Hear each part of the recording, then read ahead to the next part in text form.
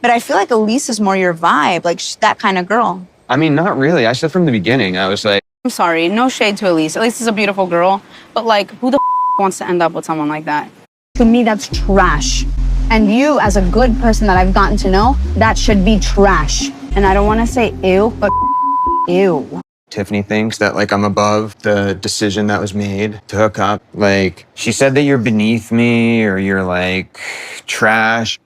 And he was like, I told her, like, I don't want to be friends with his. And then he like took a teddy bear back or something. And then he was just like, I'm 100% about you. Like, I don't care about her. Woo! That's what you've done. It's not normal behavior, Elise. Because you are a piece of trash. And he slept over multiple nights and brought me breakfast in the morning. He clearly is telling me it's a mistake we had sex, but he kept going back for more. What the Y'all, in the Hunt for Love series, I feel like we are continuously seeing girl-on-girl crimes. Specifically in this episode where the villain should be Carlo's, correction, is Carlo's. You know, when I woke up this morning, I was like kind of happy that I hooked up with Elise. And like, I liked it. Like, that's not a girl you can take home to mom. I miss Tiffany and then I wanted her back. And I guess I left some things out when I came back to her. The ladies can't stop blaming each other. And I'm not saying they're not playing parts. Because as we get into it, you'll see I have some feelings about things that were done, things that were said. But why are we not addressing the problem? Why are we fighting each other? In an episode where I was supposed to feel bad for Tiffany and be on her side, she lost my sympathy as quick as she got it. And this just scratches the surface. I need everyone to go home and put on their clown makeup because that's what they're cosplaying as. Let's get into it. Hi guys, welcome back to Nikki Faces Reality. We are here to discuss 90 Day Fiancé Hunt for Love. Y'all, we are at the episode before the finale, so they gave us a 2-hour episode. Did we need that much material? I don't think so, but I'm still going to cover it for y'all in this recap. As always, before we get into it, make sure to like, comment, and subscribe. Y'all, we're gonna pick up with Tiffany and Carlos because when we left off, he had told Elise, I am all about you. It makes sense. I want to be exclusive with you. I want to devote everything that I have to you. He goes to Tiffany with his tail between his legs. She's sensing that there's something off with the vibes. And so he's setting the scene like, oh, well, you know, we didn't hang out together. So, yeah, the group of us hung out and yeah, I hooked up with Elise. And Tiffany's trying not to emote and she's just like biting her nail. And you know, it's one thing for a guy to be like, listen, we're not going to be able to hook up. We're not going to be able to date anymore. I hooked up with this girl and I think that I want to see it through.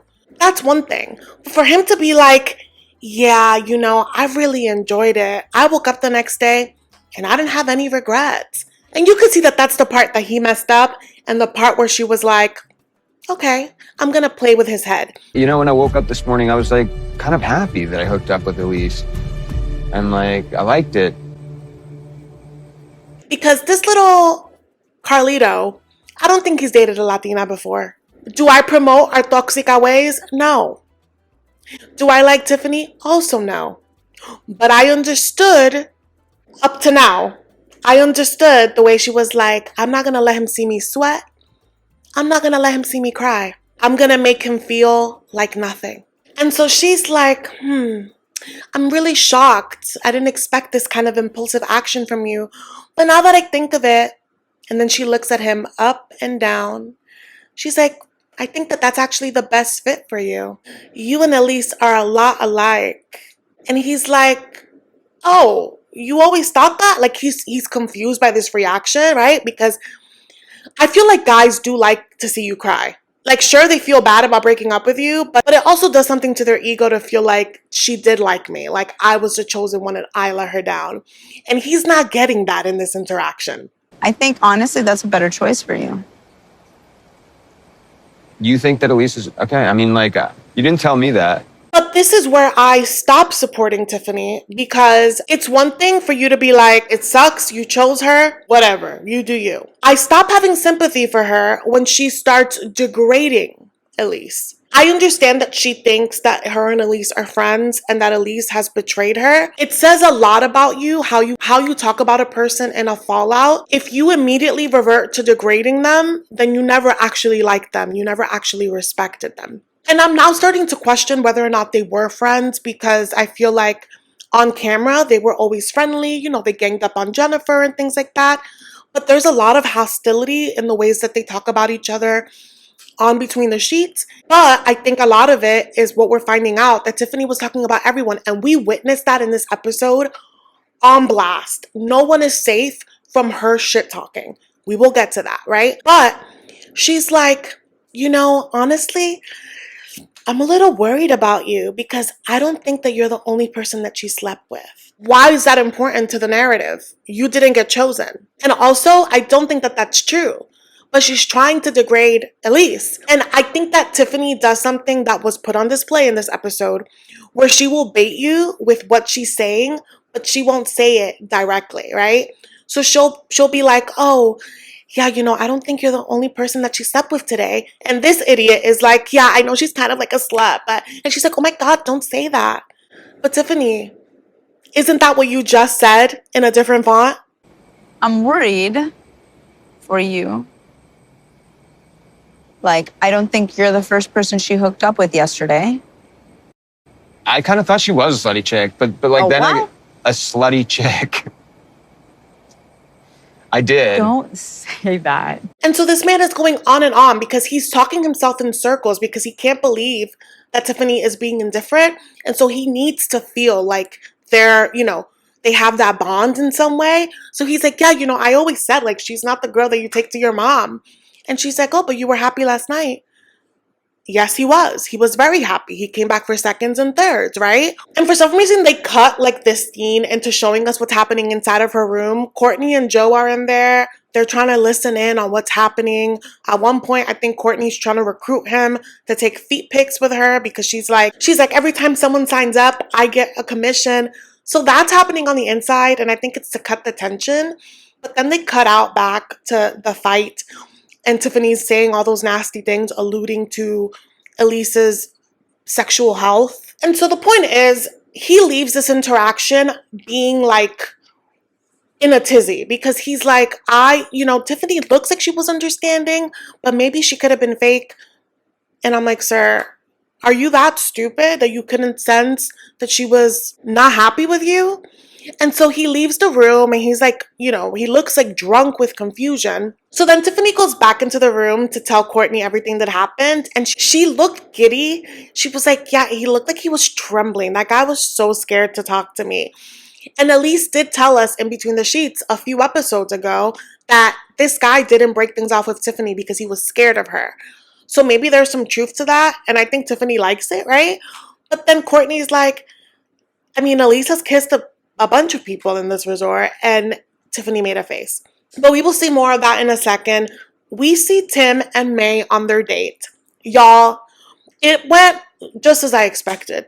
Okay, Tim's date was to look at the stars. He had this telescope, and I think that could be very romantic, except he didn't know anything about constellations, and he didn't know how to work the telescope. So ultimately, they did not look at the stars. And May was being such a good sport about it the whole time. I don't know if I would have been a good sport, and maybe that's on me and something I need to work on. I would have been like, why am I here? But that's neither here nor there. She was laughing. We learned a little bit about her dating history. His dating history we already knew. But basically, she hasn't really been dating that much because she's been focused on her career. We learned she's a spiritual coach. So then she starts giving him a little reading. I always go back and forth on whether I believe those things. But so far, everything that she said about him was accurate. The kind of weaponry that he likes to use. Things about his character. He seemed pleased. She agreed to a second date, maybe a do-over, and that's that on them. I don't feel a romantic chemistry. Tim does. Go forth and prosper. So then we see the scene at the beach, okay? Tiffany and Cortney are with Chantel, and they're filling in Chantel on the drama because they see Carlo on the beach. Tiffany is directing all of this rage to Elise and not Carlo. And I get it. Like, if you think Elise is your friend, you're going to have some hostility because you're like, why would you do this to me? However, if that was your real friend, you would control that mouth. Tiffany does not control her mouth. No one is safe. And I don't hear the equivalent energy for Carlo, which is my issue. Because she's never going to beat the mean girl allegations. So as she's talking to Chantel about this, she's like, she's a beautiful girl, but who wants to end up with that? And then we see Carlo telling the guys the drama, and the guys are like, oh yeah, we feel so bad for you. Like, you hooked up with one girl, and then you want to be with another. Like, ooh. But Carlos tells the guys that even though he's made the decision, and even though he's had this talk with Tiffany, he's having second thoughts. More on that in a moment, because then we see Colt and Courtney. Colt is now in a hotel in Tulum, discharged from the hospital. She has been visiting him at this hotel every day. So today he was like, time is winding up in Mexico. I need her to know that I want to leave with her. So he has candles, and he has roses for her. She comes in with champagne. They had ordered in some food. And I don't know what Colt's charm is. I don't, but he gets bitches. You know what I mean? He gets play. I will never understand, but I think part of it, as I'm watching this, I think part of it is that he is so honest. And the bar is in hell, right? Like, we are so used to people lying, so many people being closed off. And I think his gig is, I'm going to be open so you can feel like you can trust me, like there was never any judgment. So he's seated there being like, yeah, I'm a nomad, but really I'm a nomad because I'm homeless. And really I'm homeless because I lost my job. And yeah, so I'm basically living in my car, and I'm just, going where the wind blows. And Courtney has made no secret that she wants money. She wants to be comfortable. She wants to live a luxury life. She doesn't really want to work. So she's hearing this and she's like, ooh, my hard eyes are turning into red flags. Okay. Are you kidding me? This is a lot to take in right now. Like, homeless, jobless, living out of his car. It's like raining red flags on me right now. What do I do with all this information? But she still likes him and she can't help it. And so there's a moment where he's like trying to cut the tension, and he's like, join me in the bed. They're giving each other the eyes. He decides to sketch her. And at first I was like, can Colty draw? Like, okay, like, is this also part of the charm? He cannot draw. It is a terrible portrait of Courtney. And she, again, is being a great sport. This girl is down bad. Because I don't think I would laugh that hard for a guy and she likes him. Oh, I forgot to mention, somewhere along their conversation, she was like, okay, you have to be here a little longer, to be fully let go, I guess, of checking with the doctors that everything is okay with his leg. She was like, I don't want you to be by yourself. I can stay longer here with you. So, Courtney, you're doing a lot for a guy that's not your man. I think she wants him to be her man, and he wants that. And he hasn't asked for anything that she has offered. Every step of the way, she's the one that's been like, I can do this, I can be this. And it's just interesting because allegedly, word on the street is that after the resort, she does take him back with her to Florida to her parents' house where she's living. And they lived there together for months while she nursed him back to health. And then she found out that he was cheating on her. You can't be homeless, letting me be your caretaker, and you're cheating on me in my parents' home. That is insane. But that is alleged. Hopefully it's revealed at the tell-all, But back in the present, she's in this bed with him. They cuddle up. And we hear in between the sheets that he did a little more. Colt is an eater, apparently. But next, y'all. So now we're in the thick of the Tiffany Carlo Elise drama. Carlo shows up to Tiffany's room, and his purpose, in my opinion, is I didn't get a reaction. I thought we had more. I'm confused at the fact that she didn't give me a reaction. Now I'm thinking, am I making a mistake? So he's like, Tiffany, I'm really sorry that I messed up and hurt you because we had such a deep connection. And I think honestly that I was just so scared because, we're cross country and you have kids, and it's just, I freaked out. And so sleeping with Elise was a mistake. come again? And I just think it's so funny because Tiffany played you. She played you. She wanted this. She wanted you to grovel. This is just so telling of Tiffany, right? Because Tiffany's like, I just expected more from you, because that is trash. And I didn't expect you to be with trash and partake in trash activities, is basically what Tiffany said. And I'm dying. I was cracking up, and not in a good way, when Tiffany was like, I feel so betrayed. I stood by Elise when all the rumors were going around. You mean the rumors that you started? The rumors that you claimed to hear when Carlo was in your room?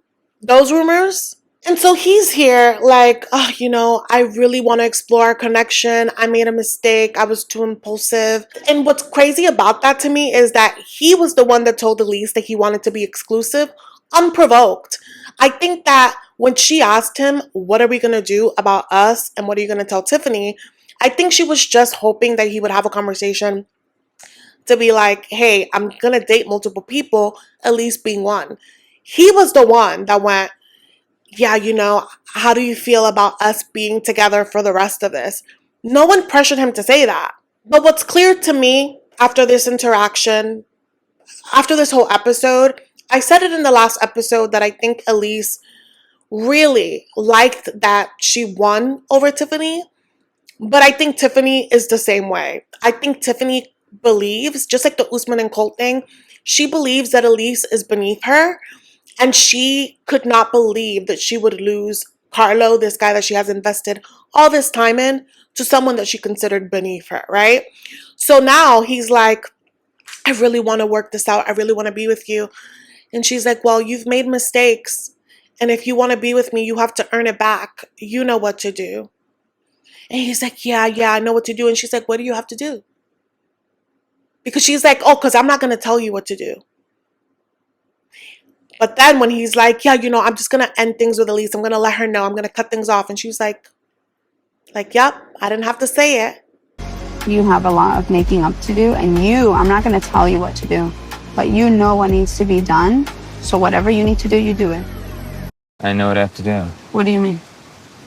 I have to cut Elise out of my life. Manipulation station. This is girl on girl crimes, but honestly, Carlo is such an idiot. And every step of the way, and he gets worse progressively. I'm like, who advised you? Who made you think that this was the move? And I also want to call out, you guys, in this episode, more than ever, I could feel the hierarchy of I don't want to disappoint a 90-day person. And I think that that's the vibe that I got from Carlo, that he didn't want to disappoint Tiffany, and it was so easy for him to disappoint Elise. But I think Elise has made herself a prominent character, if not one of the main ones of this series. So I think that he just messed up his entire deck. And it gets weirder, right? Because then we see them in this group activity. The workshop is about communicating in the bedroom, but there is tension all around, okay? Elise is on one side, Tiffany's on one side, Carlo is trying to stay away from both of them. Their eyes are shifting all over, looking around. Elise is like, damn, he hasn't talked to me since last night. I feel like he's avoiding me. This is weird, right? Then Rob is over here making eyes with Jennifer. Jennifer's next to Cole. Rob is very confused by it because in his eyes, they had a very good date, and then she started acting weird at the beach before they even left their date. So he's like, what's up? Is she just too scared of us? There's a lot of tension. Jen lets us know that she saw something, I'm guessing in Rob's phone, that she felt like, I really can't move on with the plans that I was making. And I'm like, girl, just say it. But she didn't say it just yet. But in this activity, y'all, the group gets asked questions about, their sexual preferences. They get asked questions about their favorite positions, things like that. Usman tells us that he likes the kangaroo. I had never heard of a name like that for a sex position, but he demonstrates it with Jen. And again, this is strike 3,562. Just a number in the ether. It is up there for Tiffany because this is a fun, light activity. And she witnesses Usman and Jennifer like demonstrating this thing for the group. And in the confessional, she turns this into like this ugly thing where she's like, oh my God, Soulja Boy is the fourth person that has humped Jennifer. Who's next? Soulja Boy humping Jennifer. But also, there's been about 4 people who have humped Jennifer here now. Who's next? You are such a nasty pick-me. Like, she wants to get chosen so bad. You are not any better every time you tear down another woman. You are not. All of those sly remarks, I'm like, for such a beautiful girl, you are so ugly inside. Wow, like what is the reason? Is it like your insecurities? What is it, sis? That just made me so mad because it's like she doesn't let anybody live. You know what I mean? It just seems like such a miserable way to live your life. But anyway, they continue, asking people questions. One of the questions was about whether or not you'd be okay if your partner has been with the same sex before. And I love that they acknowledge that this is a very hetero show and like it may not be people's realities outside of it. I really respected that.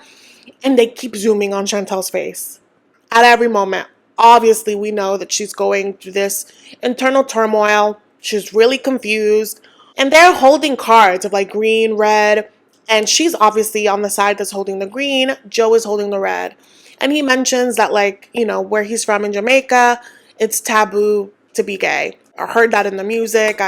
I'm aware of that. I just thought that he would have been much more progressive given the things that we have heard him say about sex. But okay. I mean, I think that if anything, that was a marker for Chantel that that's not a guy that she should want to pursue. I need her to go home and pursue Ashley. More on that in a minute. Oh my God, and I can't forget. There's a moment where I think Cole has to demonstrate his favorite position and he needed to have a volunteer. And of course, he wasn't going to pick a lady because he didn't want to, get Jennifer in a tizzy, in a jealous fit, which she tends to do. And she will later, And so apparently Tim saw his face of panic and was like, I volunteer. Either Tim is the most secure man in the world or he's keeping secrets. I don't know a hetero man that would volunteer to get humped by another man and be the bottom. And it felt like it was going on for a long time. And I'm like, okay, Tim, you want people to stop saying certain things about you, but live your life. If you like it, I love it. But now, that awkward ass class is over. And I say awkward because there was a lot of tension between different people. So Carlo makes his way to Elise's room right after. And he's like, yeah, I've been avoiding you. She's like, yeah, I can tell. So he cuts to the chase with Elise. And he's like, yeah, I've been, thinking about everything. And I went back to Tiffany's room and I asked her back. And she's like, what? And he's like, yeah, my heart is with her. And I just, last night was a mistake. And at this point, Elise is crying. And Elise is like, a mistake? A mistake is it happens once. It happened multiple times on multiple days. You gave me this teddy bear to represent our love. And you're telling me that's a mistake?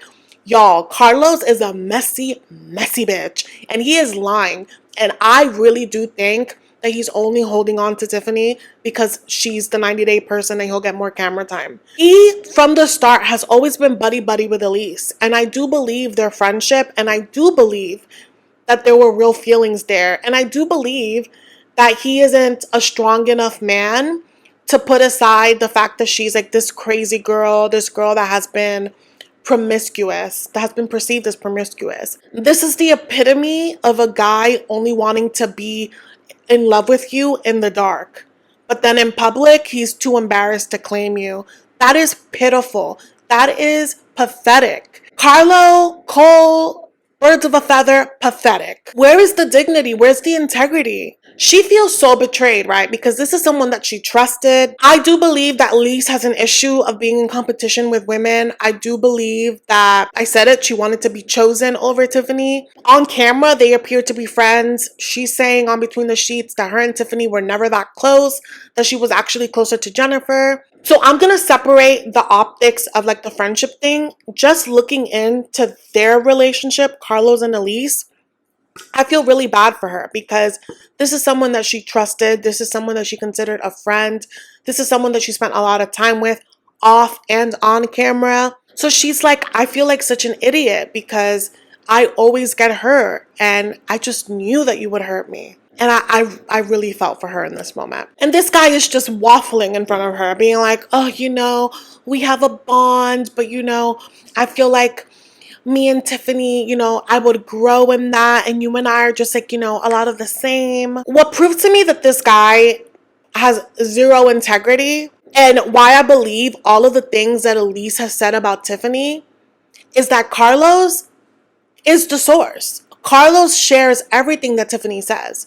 So he tells Elise, yeah, Tiffany considers you trash and she thinks that you're just beneath me and she's just so disappointed that I would even go there. And Elise is like, what? And I think that him placing all of this blame on Tiffany is intentional because then he can squeeze his way back to Elise and be like, but I never meant those things. Tiffany said it. And I hope Elise can see through that BS. So now we know Elise is confrontational. And after hearing all of the crap that Tiffany apparently said about her, she's heated and she's heartbroken. He has no idea what he started because now she's on to Tiffany's game. And also, I have a feeling that after all, Tiffany's going to end up breaking with this guy because she's going to be like, she wants him to cut off everybody. And then she's going to be like, you know what? I just can't get past it. And then she's going to break up with him. That is my theory. What it comes down to is control. You know what I mean? But then we see a quick scene with Chantel and Tim. Again, they keep like adding in scenes to like break the tension. Chantel and Tim are going on a walk on the beach. He's telling her about the date with May. And he asks her like if she has any prospects. And she's like, no, I've been a little distracted. He's like, yeah, I can tell you've been a little depressed. She's like, well, you know, before I got here, I had a friend confess their feelings for me. And Tim is like, oh, so how do you feel about him? And Chantel's like, well, it's a her. And Tim is trying so hard not to react because, you know, we've seen Chantel for years. They've been friends for years. She's been strictly dickly, you know? And she's like, I am very confused because while I don't like women, I do like her. And I love that, you know, Tim gave her the space to like let it out finally. She has been keeping this bottled up. And he was like, if you're happy, like, your family will support you. Because she has a lot of fears about her church, her family. She has a very loving family. I think that they will accept her. And I understand that it's hard to let go of your church. But if you have your family support, you can find you another church.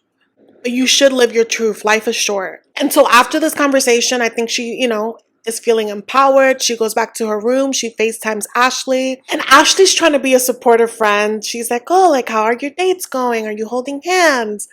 Have you kissed anyone? And Chantel's like, yeah, you know, I kissed a girl. She didn't mention the guy, but I think it's important. I think that she was like, I did kiss people and I felt guilty because I felt like I was cheating on you. But you could see the moment that Ashley's like, wait, are these feelings mutual? What do you mean? And Chantel's like, yeah, I really care about you. I want to see how this goes. And yeah, I want to go home and like, let's try to date. And Chantel immediately is like, how are we going to have sex? And she's like, is it too soon? Possibly too soon, but I'm sure Ashley was happy to hear that your mind was there. She got you, okay? And allegedly, they are still together and happy. So I love that. I really do wish them the best. But now, y'all, everything goes to shit from here on out, okay? So they're having this group party where everyone is expected to be there, okay? And you know what they do? They give them a bunch of alcohol. It's hot as hell. Tension is high, okay? We see Cortney. Cole is with her, and Cole is like, yeah, you know, I'm working things out with Jen, blah, blah, blah, blah. And he's like, how are things with Usman? And she tells Cole, I really like him, but I feel like I'm wasting his time. The date wasn't really good, and I just don't know what to say to him. Cole is like, oh, do you want me to facilitate it? Cole is not who he thinks he is. I think he thinks that he's a very emotionally mature person. So he's like, yeah, how can I, you know, help you? And she's like, can you just get him for me? I'm like, so he does get him. And Usman's like, oh my God, I've, been waiting to talk with you. And she's like, yeah. He's like, because you've been spending so much time at the hospital, but I really do like you. Like, he's laying it on, right? And she's like, yeah, I just feel like I'm, holding you back because I'm, devoting so much time to the hospital. And I'm just like, Courtney, just tell him you like Colt. She literally won't say the words. And Usman's like, I kind of figured where things were going to go when you invested all that time and you never checked on me. And it's true. And I felt bad when he was like, I've just been spending all this time in my room waiting for you to come back. I felt bad if it's true. I have a hard time believing that. But if that is his truth, I do feel bad because y'all should have set each other free. But then when you think about it, they're only at this resort for 3 weeks. Like, how attached can you possibly be? I also have a hard time. Like, he's like crying, but we don't really see tears. He's covering his face. Courtney is full on crying. But I'm like, I have a hard time believing that you were in love with her when you only went on one date, and it's because she had to beg you for the date because you took out another girl to make her jealous. And then I felt like every interaction was him being like, I like you, but he wouldn't show that he liked her. So I just have a hard time believing that any of his feelings are sincere. But at the end of the day, it sucks to get rejected, but I think this is also a very important moment. A moment of humility. You started this resort telling Colt that you are a better man than him, that he is beneath you, that any girl that goes after Colt, there's something wrong with her. But what happens when the girl that you want doesn't want you because she wants Colt? What now? That was a lot, right? But now we see Elise walk into the function. Honey, the body is bodying. This is like her version of a revenge dress, okay? It is barely covering a boob. It is showing all of her abs, flat ass stomach. I love my curves, but every once in a while, I will see a girl in a dress and I'm like, damn, I would love to have her stomach. And that is how I felt when she walked in here with that dress, honey. So she walks in, Tiffany is with the crew, and she, of course, is shit talking, being like, oh my God, yeah, he texted me that he broke it off with her and that he had to get back like a teddy bear. And it was like just so dramatic. And he was telling me that he doesn't care about her. And again, this is a moment where you are feeling your oats, telling people that he doesn't care about her.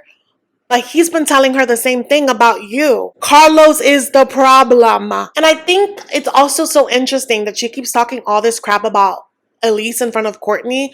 Courtney and Elise are friends. And I don't think that's like a secret. And Courtney tells Tiffany, you should talk to Elise because it sounds like Carlo is the problem. So when Courtney sees Elise getting closer, she pulls her aside and they talk on the side, right? Like, what is going on? Immediately, you guys, as Courtney gets up, Courtney, who is Tiffany's friend, right? Tiffany then turns to the group and is like, yeah, Courtney just doesn't know better. Like, of course she's talking to Elise. Weird. But Courtney kind of sways with the wind a little bit. I love Courtney, but she's kind of like, she's not like super, she doesn't understand. She doesn't understand like the gravity of like how some people can be. At this point. Like, damn, like you really can't help but talk shit about everybody. And I know that people are going to be like, oh, well, Courtney talks the same amount of shit. She does. But Courtney told you to her face, yeah, I said that about you. Yeah, I spread that. Like, she's very transparent. She owns up to everything. Tiffany pretends like she's everyone's friend and then is like, oh, really? Where did you hear that? Oh, my God.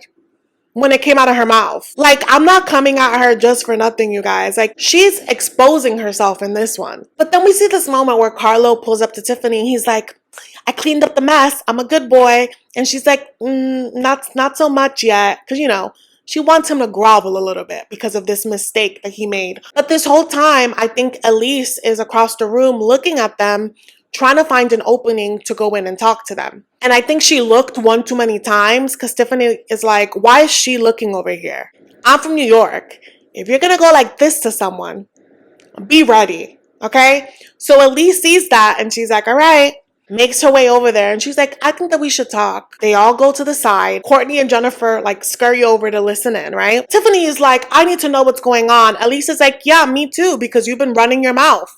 And Tiffany's like, me? And I get it, right? She's like, this issue is larger than the shit that I talked today, because in her mind, she's like, everything that I talked about today was warranted because you betrayed me. But the word on the street is, and the word is from Carlos, that Tiffany has been running her mouth about Elise from day one. So I think everybody has things to bring to the table. So they're having a yelling match about loyalty, a yelling match about, you know, Tiffany expecting more because she considered Elise a friend, which if they're really friends, then yes, I agree. But then other people start like circling them, right? Tim is calling her fake, and it's like, Tim, this has nothing to do with you. This is supposed to be a one-on-one situation. Carlos is there saying nothing, and this is something that he started. He is a coward. Everyone is attacking Elise. I think at one point Jen is calling Elise trash, and I was like, Jen, I led a crusade for you. I understand why Jen was coming at Elise, because Elise and Tiffany ganged up on her. And I'm all for getting your lick back. But to add to the noise when she knows what it's felt like to be on the other end of it, I'm like, come on. Come on. So a part of me understood it, but a part of me was like, you should know better. And the way that Elise like shut down when people were like, you know, ganging up on her, I'm like, okay, well, I hope that this is a learning lesson for you never to do that again. But also, this man lied to the both of you. And he sat there and no one is saying anything to him. Tiffany has not addressed him. Tiffany instead was all hugged up on him, right? Everyone is throwing daggers at Elise. And I'm like, we have lost the plot. And it's just so wild to me, right? Because like, she has all this animosity towards Elise, but you're gonna stay with the clown that actually owed you the loyalty? Like, go ahead and put on your clown makeup. This is clown behavior, okay? Elise feels like the only way to like stop the noise is to apologize. So she like does an apology. She's like, the only way that we're gonna be able to have a conversation is if I apologize. So she apologizes and later tells us she doesn't mean it, right? Which, whatever, right? So that gets everyone to leave them alone, Carlos included. Now it's just Tiffany and Elise. Tiffany again is like, as my friend, I expected you to tell me. And Elise is like, well, it's hard to come up to you when I'm hearing that you're calling me a whore and you're calling me trash. And Tiffany doesn't negate it because it's the truth. But then Elise spilled. I think the issue here is that I'm confused because he's here talking about a mistake, but it can't be a mistake when you're coming to me several days, several times a day. When you're bringing me breakfast, when you're telling me that I'm the one. And you can see that Tiffany did not know the full story, okay?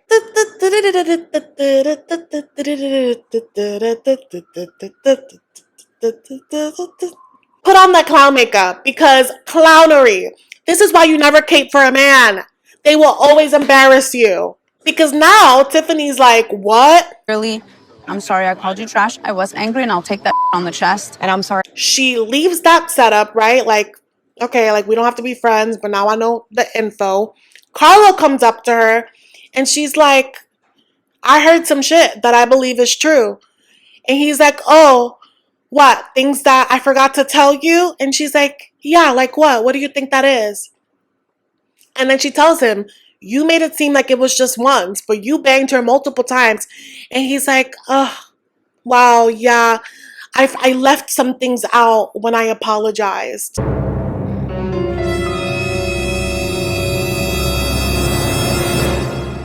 What an idiot. But y'all, the final scene is a Jen, Cole, and Rob, you know, the drama that keeps on giving. So I think at this point, Cole is like giving props to his friend because, you know, birds of a feather. And Jennifer's like, you would never do that to me, right? And May is with them, and May is like, you guys are so cute together. And Jennifer is like, so what do you think about Rob? No one was talking about Rob, but she keeps bringing him up. She's like, yeah, so what about Rob? Like, you like him? And May is like, no, we're just friends. And she's like, you sure? Because, you know, I did see you coming out of his room late at night looking disheveled. And May is like, we were playing dominoes. He's just my friend. It's not like that. And Jen is like, but really? And I'm like, Jen, you are shameless, girl. Because you are being jealous about Rob next to the guy that you've chosen for the night. So here's the thing. Rob told us that Jen was acting weird the minute their date ended while still on the beach. They hadn't even gone back to the resort. He felt like something was off, and she was on her phone, and he felt like Cole was blowing up her phone, and then that she slept with Cole that night. Basically, like, if I put the pieces together from the show and between the sheets, basically after they left their date, they got back to the resort. Rob was like, something is off.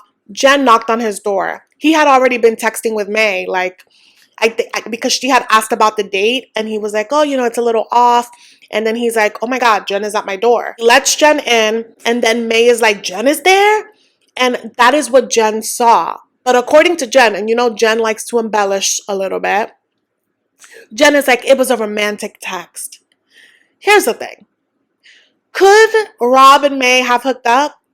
Absolutely. Absolutely.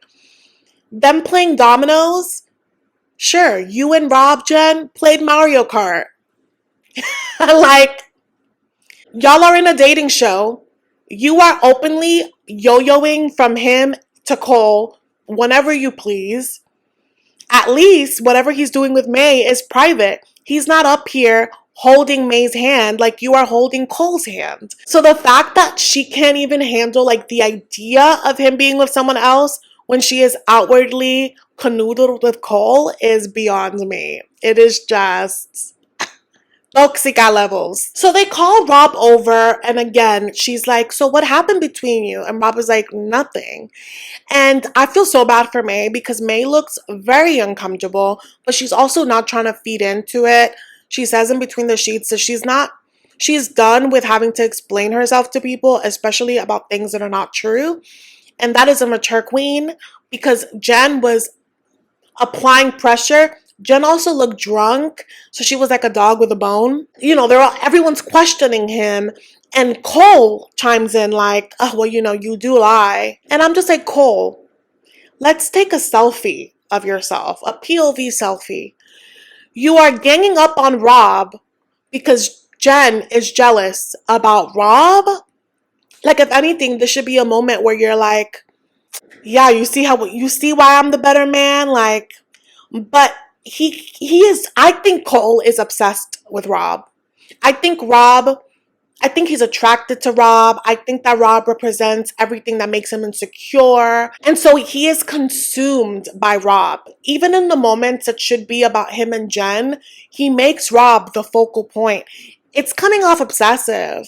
So again, Jen is like, yeah, because, I saw her come out of your room. And Rob is like, oh, yeah, you saw her come out of my room. But it's funny because the day of our date, you slept with him. And she was like, who told you that? I don't know where you heard that. Rob is going to defend himself.